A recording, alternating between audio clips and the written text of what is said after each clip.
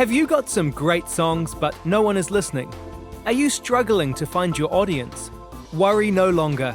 Go to musiciansmap.org/free-book and download a copy of the free ebook, How to Get Your Music Heard. It talks about growing your fan base, finding your niche and getting your music out there, the essential foundations you need and the steps to take to get your music heard. How to Get Your Music Heard. Get it now at musiciansmap.org/free-book.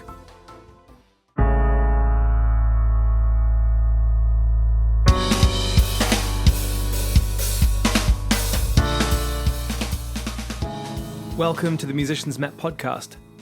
You know, I've been thinking about influence, what influences us as musicians, but also as music fans, and often I think about genre, specific artists and albums, movements, and live music venues. There's a venue in the town where I live called the Yacht Club. I'm only new to this town, but the venue has been around for a couple of years, and the guys who run it are really starting to create a name for themselves on a worldwide scale.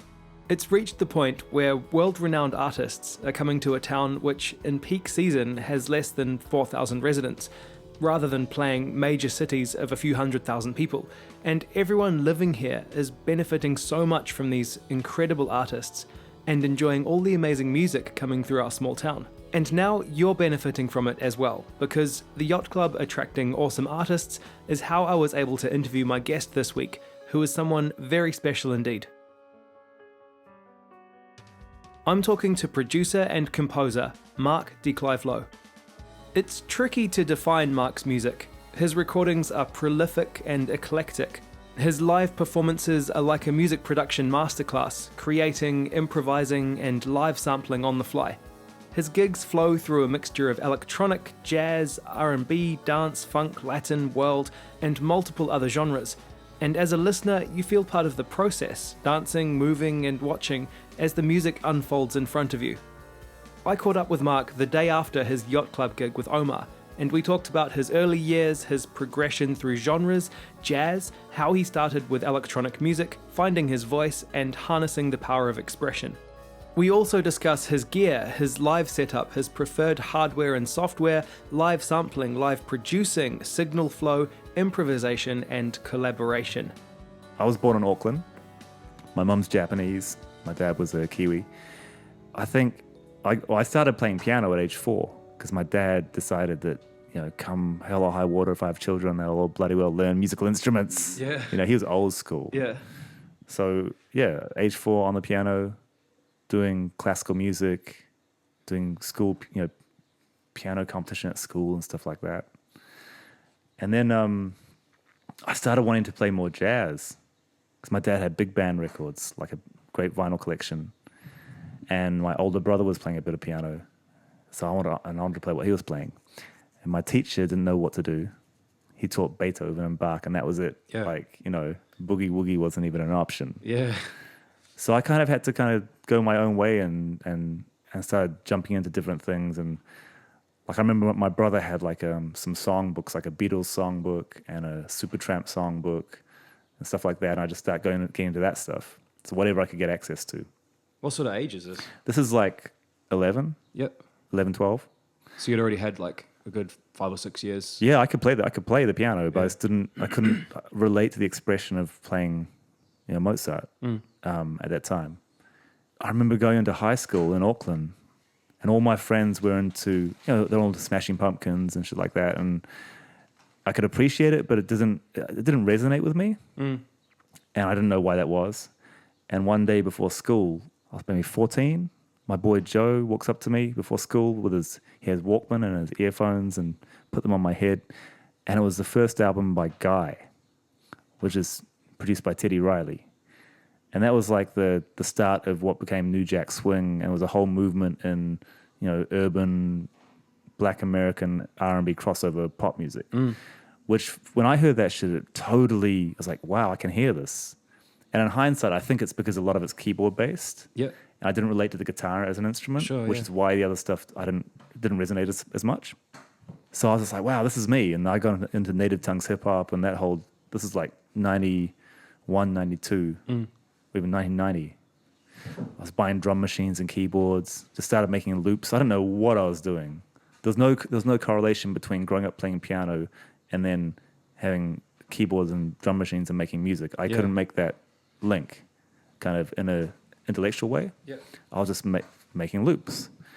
I connected with, there was a band called Semi MCs, who were like a seminal New Zealand, that was that time, they were the urban New Jack Swing boy band, like 1990 or so. I met them at some talent contest, and they're like, man, you want to roll with us? And so this is all like, South Auckland crew, and they all have extended crew who are rappers and DJs and all this kind of thing. So I started hanging with this whole crew, which I didn't grow up with, but I suddenly found myself, here were the people doing music. Guys at school weren't doing music. That's like, partying, doing their thing. So I fell in with this lot, and that was really cool because it included people like, there's a crew called Enemy Productions, which the rapper, he's Dehamo. Oh, yeah? Yeah, so that was back in the day when he was young, and him and his brother Johnny had this thing. And then they finished that, and we started a band together called Select One that was like trying to be Belle Biv DeVoe basically, or some shit like that. And that was that time, like in the early 90s for me, that was all about that. And then one day, I was always mad extreme in my character. I woke up one day and I just thought, man, just making all these loops is bullshit. This is some fucking loop bullshit.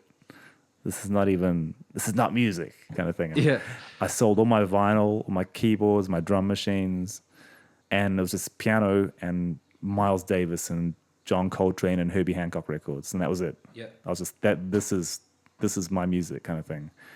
And so I kind of dove headfirst into, kind of jazz Nazi kind of territory. It's like, this is everything. And I reconnected with the piano through that. Sure. Which is cool. So like late teens, I was getting to that.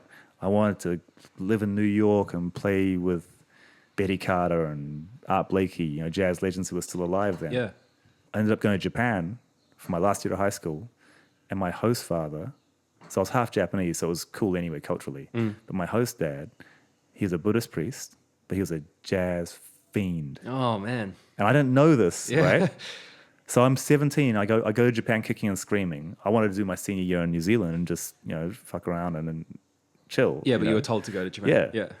So I'm walking around the house one day, it's 2 weeks in, and I hear this ridiculous music coming from his little study. And all I know about him is he's the head Buddhist priest for this temple. Yeah. And I'm like, knocking on the study door. I'm like, Tosan simasen. I'm like, Dad, what, excuse me? What are you listening to? And he's like, oh, this is a new Miles Davis Live at the Plug Nickel box set, just came out today. I was like, what the fuck? He's like, oh, you want me to get you one? So he calls up the store and orders a second box set of this limited edition thing. Yeah. I mean, Buddhist priests have their own economy. It's like the Catholic Church in a way. Sure, yeah. But he's very generous in that respect. And so we go out every night to jazz clubs. There were 60 jazz clubs in Tokyo at this time. Man. So we'd go and see American touring artists, local artists, and I fell in love with that. I totally romanticized the lifestyle of that. Because all the jazz clubs in Tokyo in the early 90s were modeled after 50s and 60s New York and Paris. And the Japanese are good at copying stuff like that. It's like, we dig this, so we're going to do it authentically. So I saw this stuff, and I go back to New Zealand after that year, my last year of high school, enrolled for law school, knowing I was not going to law school. And I remember waking up one morning on the first day, and my dad's knocking on my bedroom door. He's like, Mark, university starts today. It's like, actually, no, I'm not going. I'm going to do music and go back to sleep. Really? Like on the day? On the day. Wow. Yeah. And so that was a great moment just to, in hindsight, a law degree would be useful, actually, Yeah. But at the time, that was what I wanted to do. Yeah. So it just became a pursuit of like, I want to do music, and it was all about the jazz thing still. It was interesting because I kept going through these stages, and they eventually tell one whole story between the jazz and what was just hip hop at first. But in this case, we had a jam band down at Cause Celeb, this club in Auckland City. There was the Box and Cause Celeb. It was 2 rooms. The Box is like the DJ vibe. Cause Celeb was a chill out room. So they have bands there sometimes. So I'm playing all these serious jazz head gigs around Auckland.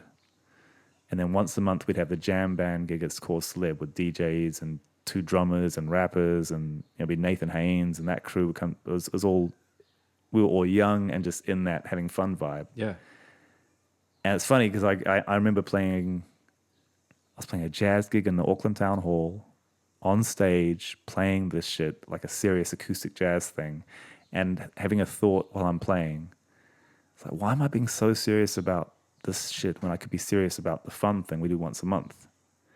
And it's kind of this thing twigged in my brain, which made me realize that I could choose to focus. Like I'd felt probably ego compelled to be in the acoustic jazz world and be very serious about that. Yep.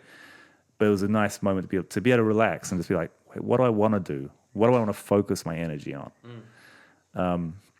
And that just opened a whole world. And it was right when jungle was happening, drum and bass was really popping. And as a musician, hearing that shit, like there was an acid house thing in Auckland in the interim, and I didn't really relate to that. So I was kind of going from, native tongues hip hop through a whole lot of heavy jazz, and I was waiting for something else, and then I heard jungle and drum and bass, and that made perfect sense. So up until that point, you were intent on being a serious traditional jazz musician. Yeah. Do you think part of the reason, you sort of mentioned that you woke up and you were like, I don't really actually want to be going down that path. I want to do what's fun. Yeah. Like, do you think the draw to jazz is maybe like some kind of, because jazz musicians are so elite, Yeah, well, yeah, and I think there's different paradigms in generalizing about what a jazz musician is, right? But there's definitely a school of thinking where it's like, it's the idea of mastering an instrument to the point where your improvised voice can manifest in real time in any given situation, which is different to the amazing skill of like a session musician who hones their chops and their focus to such a point that they deliver the perfect performance. That's an amazing skill. Yeah. That shit's incredible. No question about it. But there's a mentality in some jazz circles where, therefore we have a purity of art form, therefore this is some serious music. And for me, it was always a juxtaposition I was torn between. Like the way it's become full story now, where the jazz and the beat side and the club side, the hip hop, the house, the breaks, all that's become one language for me. For me, that's the perfect balance of, there's an intellectual side, there's a very earthy side, there's a more kind of ethereal side to it, and it's in balance with all these things that I love. But I had to go through extremes along the way. Yeah. Like when I moved to London for 10 years, I didn't play the piano. Like people would say, "Yo, Mark, you want to come and play a jazz gig?" It's like, "No, I'm good." Like, let's do a trio hit. It's like, "No." It's like, "Yo, Mark, let's put some piano on this track." It's like, "No, let's put some Juno on this track." Okay, so you don't mean like you didn't play keys, you didn't play like acoustic piano. Yes, Yep. and there's a complete difference. Yep. The acoustic piano it's a real instrument. I love digital and analog synths and stuff, but the piano is wood, metal, hammers. It's the laws of physics. Yeah. It's air. So yeah, it's amazing. And I feel like I was emotionally scarred from it because I was forced to play this shit when I was 4. Yeah. I didn't, some kids are like, so why do you play the saxophone? They're like, yeah, I just loved it. I just wanted to play it. I wasn't like that. I had to play the piano. Yeah. So I felt like I had to kind of divorce it. And I was very consciously being a Judas to the piano and to the idea of being a jazz musician. I was like, we're making club music. It's all about how subversively can I include that side of me. Like what I loved about club music was getting people to a point where they're really getting down and they're really getting off on the sonics of the drums and the groove, but there's all this musical information being fed to them subliminally. That I've done gigs where the people are basically raving to free jazz and they don't know it. Yeah. And that for me is the shit. It's just like, I genuinely have a passion for these different, I guess, genre aesthetics. So it's a very genuine expression for me, but I love that it can be that combination of like the kind of hypnotic trance of electronic rhythm with some of the organicness of human expression. Yeah. Yeah. You can see, like, I haven't seen you play before. Right. And last night, it's exactly kind of as you describe.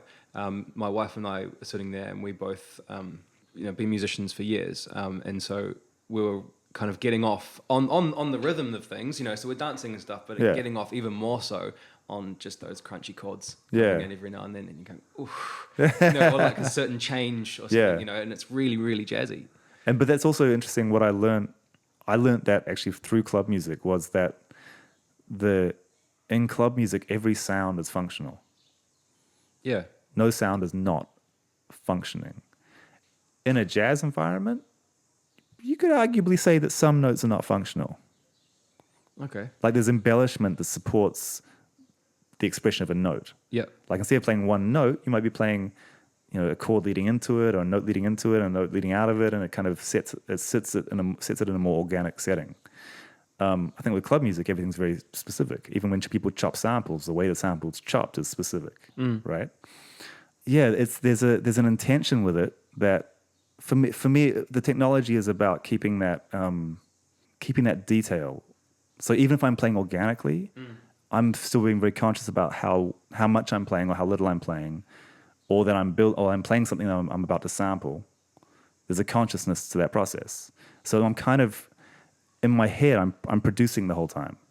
Yeah. Whereas if I'm just playing piano, say on a jazz gig, Yeah. I'm playing piano the whole time, and I'm listening to the form and arrangement as you do as an empathetic listener in a band. Yeah.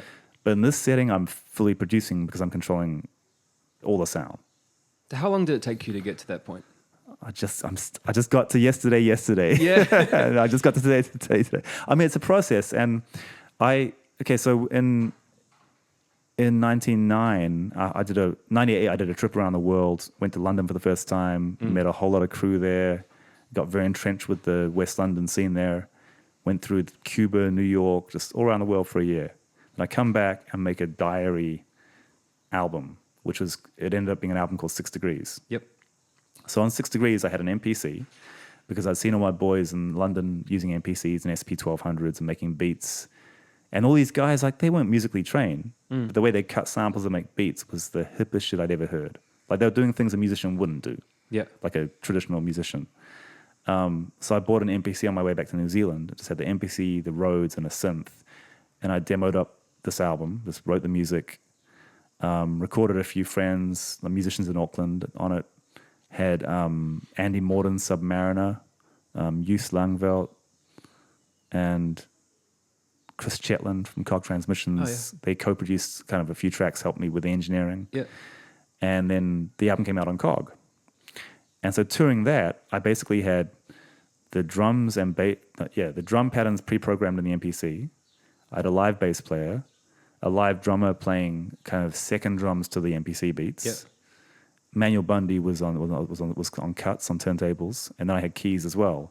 So I was primarily playing kind of Rhodes and building synth bass parts, but the drum patterns were already set. Sure. So I might mute a kick or, do basic shit to the arrangement. Yep. Go to the next pattern. So then I'm doing a gig in Budapest, and it was a sick gig, and we did the encore in the set because we needed to play a longer set. Yep. And it was smash the gig. It was great. So we come off stage, and the people are just insisting we play more. And my immediate thought is, I have no more. Nothing else is programmed. Yeah. So I'm like, no, saying to the promoter, I'm like, I'm good, I'm tired, and I'm too high, whatever it might be, any excuse, right? Yeah. The dog ate it kind of thing. And he was so insistent, and at some point I gave in. And the guy's like, what are we going to play? I was like, I don't know. So I remember walking on stage, kind of eyeballing my MPC, really, really nervous. Because you imagine you have a drum machine, kicks and snares on a big system. As soon as you touch that shit, it's heard. Yeah. It's not like you're in the bedroom making a beat and then you're confident in it and then you go and play it to someone. Yep. So I put the MPC in record mode and just started building a beat. And it was the weirdest feeling. It was so nerve-wracking but amazingly fulfilling. And it reminded me of playing jazz. Yeah. It was like, this is wow, I can actually capture a moment and be in integrity to my expression of that moment, but then use that moment like, it's like when you're sampling records, I'm like creating the sample and let's build from there. And so it's a very linear process. And once I got into that, I never pre-programmed anything again. Really? So every gig is unique. It is. I used to save the gigs, the data, but now I'm like, fuck it, whatever. So I might do a solo gig for 2 or 3 hours. It's like making 3 albums on stage. Yeah. And then I'm just like, cool, delete. You know? Oh, I guess there's a kind of beauty to that, isn't there? Yeah. It's just for then. It's just for them. And then if I record the 2-track and I hear something that's really dope, like say I might build a track and then I'll resample it and then I'll filter and chop up the sample and I'll rebuild the track inspired by that sample. Yeah. So the process is, there's some kind of totaling to it. Without the previous step, you can't get the next step. Yep. Right? So then there's a really dope thing happening and I listen back to it later on. I'm like, yeah, I want to do that. I can't recreate that. I would have to, because I would have to go through. I can undo the whole process. Yeah, I can approximate it, but it's a destructive process even live. Like I'm not using data in a way where I can undo everything anyway. Yep. So even if I saved it, there's already destructive stuff happening. I love that whole kind of concept. That's the ideology behind how I like to perform. Whether it's, I have that set up with a whole jazz group sometimes, and I can live sample the sax or the grand piano I'm playing and flip it with the beats. So whether it's with the band or solo or whatever it is, I love that the expression is always genuine about this is today, this is here, this is now. Yeah. If you press play on my shit, nothing happens. Yeah. Nothing. How much of your samples have you got? Like, are you traveling with sample packs that you've just sort of got built into your gear and you sort of can build on them? Yeah, so I have, everything's software based now. It used to be like an MPC 3000 and an analog synth and an analog loop pedal. Like that's how it started. And that shit sounded so good too. Like I've only just got to a point recently where I can get the digital sound as fat as I want it. Yeah. Like analog just was, you couldn't beat it. Huh. And now I think technology is improving. Yeah. Thankfully. But anyway, so I have the heart of the system is Native Instruments Machine. Yep. So Machine, I have like all my drum kits loaded up and a whole lot of soft synths loaded up. The drum kits, a lot of them are my MPC drum kits. Yep. From like 10 years of using the MP. Yeah. Other ones are some factory kits that I've just tweaked and messed around with the sounds. Or there's certain soft synths I like to use. I like the Arturia stuff. Yep. I like the Korg stuff. And Native Instruments Complete. That shit's amazing. Yeah. And there's a lot of tweakability. It's like you can really get into shaping and molding a sound, and I love that. I think growing up playing piano, there's such a purity in a piano's sound, and that's all it can do. You can't even play in between the notes. That's all it does. So I think for me, having this infinite palette now is really cool, and I love sculpting things sonically with the frequencies. That's the part of DJ culture I love. Deep in the mix, and I'm like, well, why can't that be part of the live thing? And a lot of people don't get it. Like I had someone after the gig was like, man, you were the DJ, bro. A wicked DJ set. And I used to feel a way about that. But now I'm like, well, if that's what you want to call it, whatever. Yeah. Like, good luck to the next DJ you see if you expect them to do this. Yeah. It's not going to happen. It's like, bro, I thought you were going to DJ. Come on, you're just playing records, bro. Yeah. I like people to understand it, but I don't care if they miss it. Yeah. And the people who do get it, I know they really get it. Yeah. Like, wait, that actually just happened. Yeah. That was us last night looking at it. So let's talk about the live sampling stuff, because that really intrigues me, man. How are you capturing that, and how are you getting? Where is the signal going? Can you talk us maybe through the signal flow? So I have 2 Chaos pads. That are locked in sync with Machine. Which is Machine sitting actually inside Ableton. So Ableton's the master clock. And one of the Chaos pads, I can send any channel from the Mackie submixer on stage to it. So last night I had my main keyboard and Omar's vocal. I could send either of those to the Chaos pad at any time and just sample on that. And the Chaos pad's really rudimentary for sampling, but I love the limitation of it. Like the whole problem with technology is there's no limitation, so sometimes you get confused, where do I stop? Yeah. Chaos pad can only do like a couple of things. Okay. So it's like a little 4-track sampler. It can't sample very long, but I use that. And so if I was when I'm with the full band, on that mixer I'd be able to choose sax, trumpet, the grand piano, the vocalist, whatever it might be. And then I had a drum return, a mix of the live drums coming into my audio interface, which I could sample on Ableton directly. So if Omar jump on the drums, I just Yeah. want to grab the hat groove or something, I'm just recording that straight away. And then the in machine is a drum machine. It's all one shot sounds. So there's no like kind of drum loops and stuff. So yeah, everything is created hit by hit as it goes. Yeah. So I noticed you were capturing say you capture some of Omar's vocal last night. You were kind of recording the sample and then slowly bringing it up to speed to match something else that you were doing. Is that right? Yeah, so I mean, sometimes once I've sampled his voice or an audio source, if I change the tempo, then the sample's going to pitch with that tempo. Yeah. So that can create some really cool effects. Especially say if we're doing like a up tempo kind of house breakbeat joint, it's like 125 BPM, and I get a vocal sample out that. And then I slow the shit down to like some real dirty head nod vibe at like 80 BPM. Then that sample pitches all the way down. Yeah. And it becomes texturally really interesting. Yeah. I love that shit. It just brings it's bringing a humanity to the electronics. Yeah, it really is. But it's man, it flows.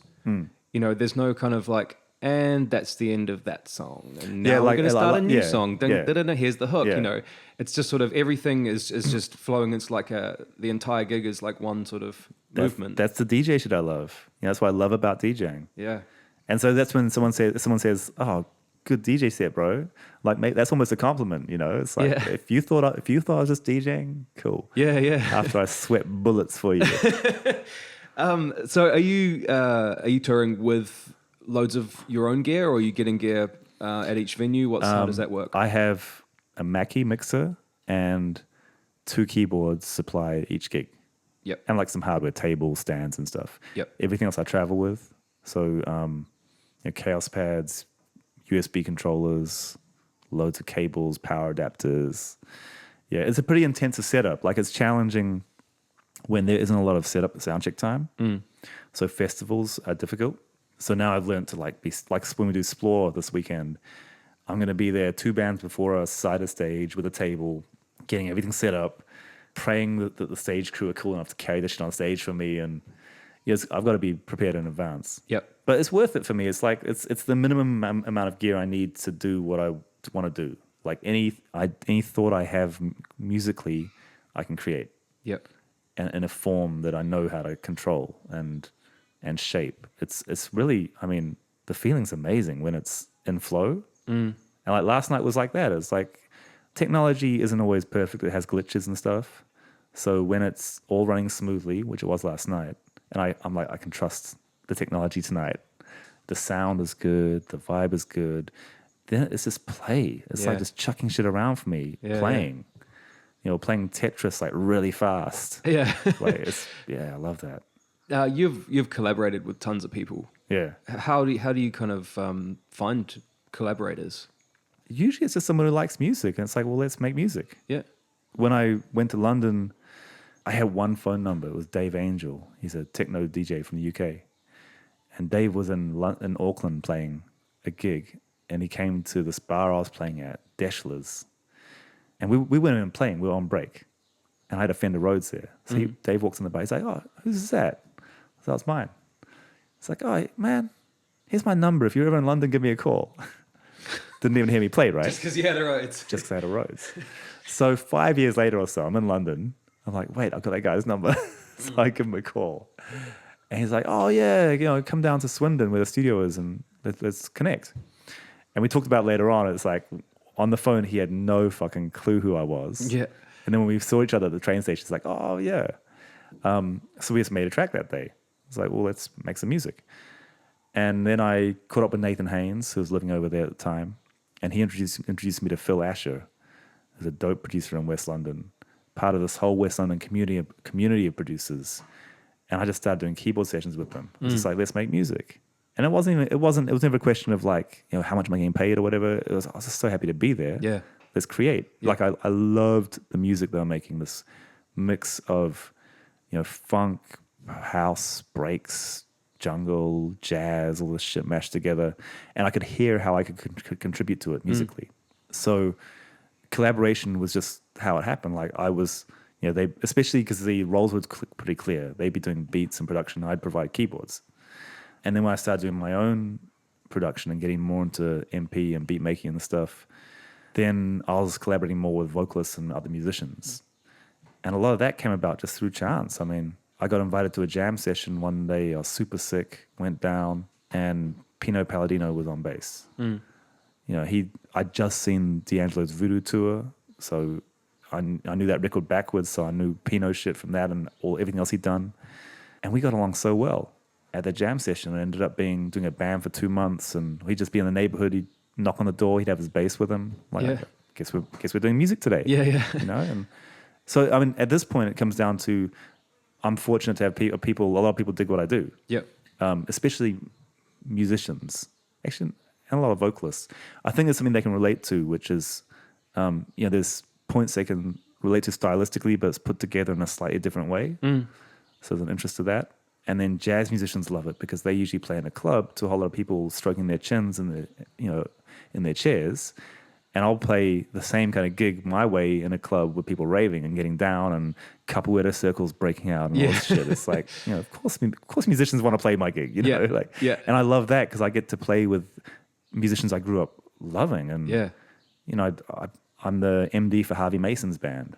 And I grew up hearing him on Herbie Hancock records. And it's crazy. That is awesome, man. How did you hook up with Omar?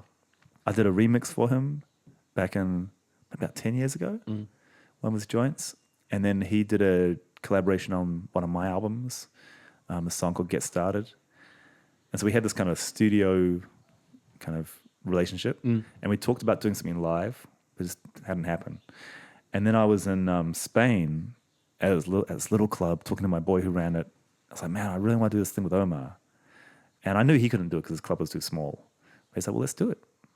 And he got a gig in Madrid and Barcelona, got sponsors in. So we did these first 2 shows for like half the size of yesterday. Wow. Like really exclusive shows. Yeah. That was 2 years ago in Spain. And then the next year we did a show in the Canary Islands in this like lava lake cave underground. It was like on another planet. We played Amsterdam. So we did 2 shows last year. Yeah. And then this is the first kind of longer run we've done. So we're doing 6 shows this run. And it's the first time we're really getting to actually get in a groove. It's fun though. It's like we talked about the idea and then we couldn't rehearse because we live in different places. Yeah. So we got together in Madrid and had an early sound check. And straight away I was just like, yeah, this shit's going to work. I mean, how much would you be able to rehearse even? Like, well, because not a whole lot of lot. it's improvised, right? Yeah, but I mean, the songs that we're flipping, they have a fundamental structure. Yep. And there are certain motifs or riffs or breaks that are signature to that piece of music. Sure. So those are kind of used as that's all the source material that I'm basically live remixing with. Yep. So the only thing that is rehearsed sometimes is form. Like a couple of his songs I wanted to do that I didn't know that well. So let's just run that shit a few times. But yeah, apart from that, if the sound is right, we're good. Sound is everything with this gig. There's so much of vibe in the sound being right. Yeah, and you can if it's wrong, you start thinking about it and you start getting pulled out of your kind of moment, right? Yeah, and I've only just got the drums sounding how I wanted them to sound. It just took so long. Like working with digital stuff, it's harder, man. But on the new Ableton 10, they have a drum bus plugin that just revolutionized my drums in the last week. I was like, wow, okay. That's some powerful sound sculpting tools there. Ableton. Yeah. So do you use Ableton mostly out of everything? I came up using Logic in the studio. Yeah. But when I transitioned to using software live, Ableton was the obvious kind of landing place. And so now I use Ableton more and more in the studio. But Logic for some things, just I'm more comfortable on it for some things. Yeah. Yeah. You also have a hand in some sample packs. Yeah, I've just Native Instruments launched a new thing called sounds.com. And it's like Splice. It's like, an infinite number of sound files online. Yep. They have like a subscription model. I think you pay like $10 a month. You get unlimited access. So I did some sound packs for them. And I wanted to create packs where it's like that would be a cool part to sample on the record, but I'd like it if there were no drums or bass on that. I just want the guitar part. Yep. Some shit like that. Yep. Yeah, so they're all called chop packs. So it's like the piano chop, the Rhodes chop, the guitar chop, the drum chop. And yeah, so these little loops that they're in one tempo, one key, but with technology now, everyone's just like, okay, I'll take that, pitch it there. And so it's just material, right? And I like things to be a certain way. So even the guitar packs, like, you know, I've chosen someone specific to do that and kind of curated what they're doing. For the Rhodes one, I'm playing little things that are how I like to bring flavor to a moment. And I'm like, yeah, I could sample that. And, you know, 10 years ago or so, I would have had a feeling about the intellectual property of it. But at this point, I'm like, it's music. There's an infinite supply of it. Like, if I can get up every night and make a new album on stage and then just delete it, then what's the problem with some chords and chord progressions coming out there, you know? Yeah. It's just music. Yeah. Yeah. That's cool, man. And so you're creating a lot of them yourself and you're getting other guys to come in and play them. Yeah. That's amazing. Yeah. When did you start, because you grew up classical, there's not a lot of improvising there. Was it kind of improvisation, did that come with jazz or did it come later on? Yeah, that came in with the jazz thing. Yep. And I mean, I think I grew up I feel like I was a really immature improviser. Like I'd learn the academics of an approach and kind of rinse that out, which is not a very mature way to improvise. But I feel like I learned a lot of the lessons about what shaped my sound was through the whole experience with club music. Yep. Like, you know, things had to be more, like I mentioned before, more functional. So the economy of notes, using as few notes as possible to say as much as possible, became an idea one would think I would learn through jazz, but I learned through that. I even, you know, people talk about space, like less is more. People talk about that in jazz a lot, but I remember doing my first session for Phil Asher in London. We were doing a remix of his. It's like a house joint, had some vocal and some percussion and some drums. And he wanted me to play some chords and some harmony. So I played like 3 chords. He's like, that's it. I was like, okay, cool. I'm thinking we're going to pull out some more sounds. It's like, so Phil, it's like, no, that's it. It's like, what? And that joint is a classic to this day. And so that was a lesson in production, what Phil was doing for sure.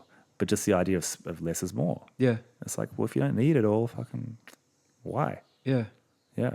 No, I noticed last night, like, you seemed really, really comfortable just taking your time, building up new parts. And part of that is improvising on the night. How did you get that comfortable doing that? Because I think a lot of people would feel a lot of pressure in that moment. Right. How do you kind of get around that, you think? Or is it just because you've done it for so long? Maybe. I mean, the performance is the process. Yeah. The performance is not the practice. Those are 2 different types of performer. You know, there's a lot of performers who perform the practice. Yep. And they do it really well. Kudos. That's like amazing. I like to see process. You know, if I go and see some music, I mean, it's cool if it's played well, but I want concept and process. I want the concept to be interesting and unique, and I want your execution to capture my imagination. So for me, sharing that is part of, almost like that's sharing my music, you know, the process. Yeah. Yeah. And the way I like to do it is quickly enough put together that it holds attention, and hopefully step by step enough to explain itself. Yeah. Which is when people don't get it, I'm like, well, what don't you get? I mean, I think it does, man. Yeah. And it really creates a connection with the audience. Yeah, right. They're watching you create something and they can identify with that. Yeah, they're invested in that process now. Yeah. Yeah. And that's the podcast for this week. Thank you for listening, and thank you so much to Mark de Clive Lowe for being so generous with his time and open about his process. He's truly a nice guy and an inspiration to me and to many of you, I'm sure. Check out Mark online at mdcl.tv and facebook.com/mdclmusic. Mark's choice for Band of the Week is a Japanese experimental soul band called Wonk. Check them out at wonk.tokyo and facebook.com/wonk.tokyo. Also, while you're on Facebook, make sure to check out and like the Musicians Map Facebook page at facebook.com/musiciansmap. This podcast and the website musiciansmap.org is dedicated to sharing knowledge and advice about music and the music industry. It's all about community, honesty, and positive progress. The experiences, stories, and advice shared on the podcast are given freely, with the hope that you can relate to them and benefit from them. If you've found this podcast enjoyable or useful, make sure to check out the Musician's Map ebook and audiobook about building success in music. You'll find it at musiciansmap.org/books, Amazon, and Audible, and buying a copy of the book directly contributes to the continuation of this podcast. There's also a free ebook, How to Get Your Music Heard. Go to musiciansmap.org/free-book to get your copy. If you have a suggestion for the podcast or for the YouTube channel, or you just want to get in touch and say hello, please do so via the Musician's Map Facebook group or by email at kane@musiciansmap.org. Thanks for listening and stay positive.